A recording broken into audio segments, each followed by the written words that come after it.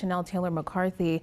Omaha police say at least one officer shot and killed a woman who was reportedly cutting a child with a knife outside of Walmart. It happened at the location near 72nd and Pine Street. Yeah, Craig, we've got more details on the response for the Cottonwood fires. Right now, the federal government is stepping in to help fight the wildfires burning across western Nebraska. Now, U.S. Secretary of Agriculture Brooke Hollins is offering whatever resources are needed, and Governor Pillen is asking Interior Secretary Doug Burgum for planes and additional equipment.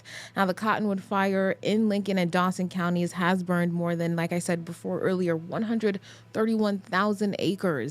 That man seen body slamming another in front of an LGBTQA plus bar in Lincoln was just found guilty after pleading no contest in that attack causing bodily harm. According to court documents, 20-year-old Kyson Bellamy was involved in a verbal confrontation in August of 2025. Breaking at the Alert Center, LFR says there is one confirmed death in this two-alarm house fire near South 11th and Van Dorn, where we've seen crews surrounding that home all morning. Now, we're told that 2 people live in there in that house, but no word yet on the other person. Our reporter says he just spoke with LFR, and they also confirmed the fire started in the basement, but the entrances were compromised with significant hoarding, giving them limited access. Now, that's why we saw them taking that defensive approach earlier.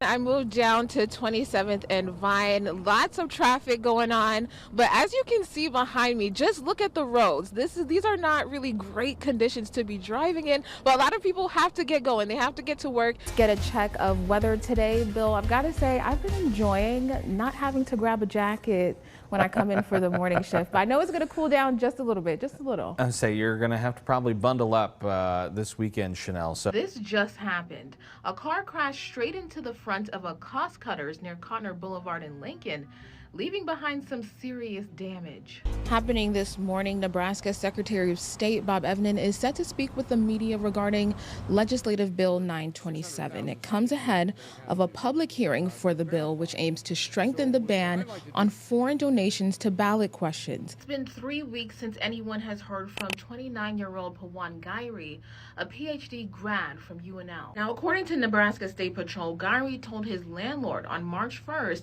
that he'd be going out of town and be back in 2 weeks.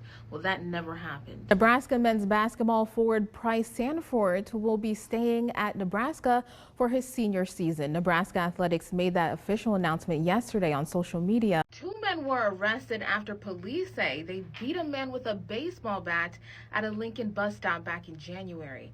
And one of those men, Sterling James, is already facing murder charges. Joining us now is retired family physician Dr. Dale Michaels, here to talk about Parkinson's disease and just awareness about it. Now, you were talking about some of the symptoms that people might experience, and sometimes it can get a little confusing between signs of aging. Yeah. We've got an update about the 70 cats that were removed from a Lincoln home. We're learning from Capitol Humane Society officials that that number has risen to 92 live cats and also 2 deceased cats. Now, here's some good news. The original groups of cats tested negative for feline leukemia and FIV, but most had fleas and ear mites and are being treated. About half have upper respiratory infections, which is basically a cat cold, which vets say is common in stressful and unvaccinated environments. Now, the harder part is that 7 of those cats are going to need eye removal surgery, and about 2/3 of those cats are going to need dental work. The Humane Society says that the cats are in fairly good conditions